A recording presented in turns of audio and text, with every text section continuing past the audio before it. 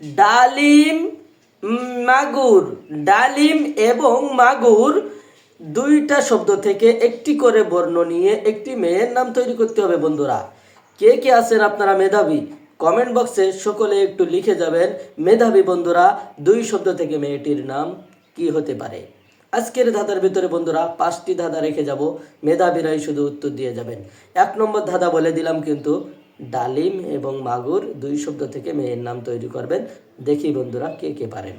এবার আমাদের 2 নম্বর ধাঁধা। আর ধাঁধার উত্তর দেওয়ার নিয়ম কিন্তু 1 নম্বর, 2 নম্বর, 3 নম্বর, 4 নম্বর এভাবে যদি উত্তর দেন তাহলে কিন্তু উত্তর আমাদের বুঝতে সুবিধা হবে। এবার আমাদের 2 নম্বর বলবো। 2 নম্বর হলো শিশু উঠে তুলি। শিশু উঠে তুলি এই 3টা শব্দ থেকে একটি করে বর্ণ নিয়ে একটি ফুলের নাম তৈরি করতে হবে বন্ধুরা। আর ফুলের নাম কি হতে পারে কমেন্ট বক্সে সকলে একটু লিখে যাবেন। দেখা যাক বন্ধুরা কে কে আমাদের ফুলের নামটা তৈরি করতে পারছে। 3 শব্দ থেকে একটি করে বর্ণ নিয়ে একটি ফুলের নাম তৈরি করবেন। 2 নম্বর চলে গেছে।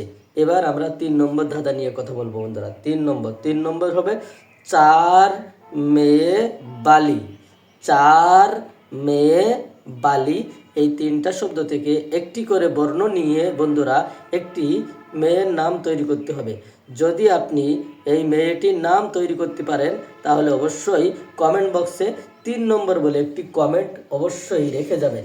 দেখা যাক বন্ধুরা কে কে আজকে ধাঁধার উত্তর দিতে পারছে। এবার আমাদের কয় নম্বর? 4 নম্বর নিয়ে কথা বলবো। 3 নম্বর চলে গেছে। 4 নম্বর ধাঁধা হলো কাজল, তনু, লাকি। কাজল, তনু, লাকি এই 3টা শব্দ থেকে একটি করে বর্ণ নিয়ে একটি মাছের নাম তৈরি করতে হবে বন্ধুরা। আর মাছটির নাম কি হবে কমেন্ট বক্সে সকলে একটু লিখে যাবেন। দেখা যাক বন্ধুরা কে কে উত্তর দিতে পারছেন মাছের নাম। 4 নম্বর চলে গেল। এবার লাস্ট ধাঁধা 5 নম্বর ধাঁধা নিয়ে কথা বলবো বন্ধুরা। আমি তাই মালি। আমি তাই মালি 3 শব্দ থেকে একটি করে বর্ণ নিয়ে একটি সুন্দরী মেয়ের নাম তৈরি করবেন। মেয়েটির নাম কি হবে কমেন্ট বক্সে সকলে লিখে যাবেন। দেখা যাক বন্ধুরা সুন্দরী মেয়েটির নাম আমাদের কতজন উত্তর দিতে পারছে। যদি আপনার মাথায় মেধা থাকে, বুদ্ধি থাকে, অবশ্যই আমি গ্রামের ছেলে নতুন নতুন ধাঁধা নিয়ে আসতেছি, এই 5টি ধাঁধার উত্তর আপনারা দিয়ে যাবেন সকলেই মিলে। ভালো থাকবেন, সুস্থ থাকবেন এবং সম্পূর্ণ ভিডিও দেখে কমেন্টটা রেখে যাবেন।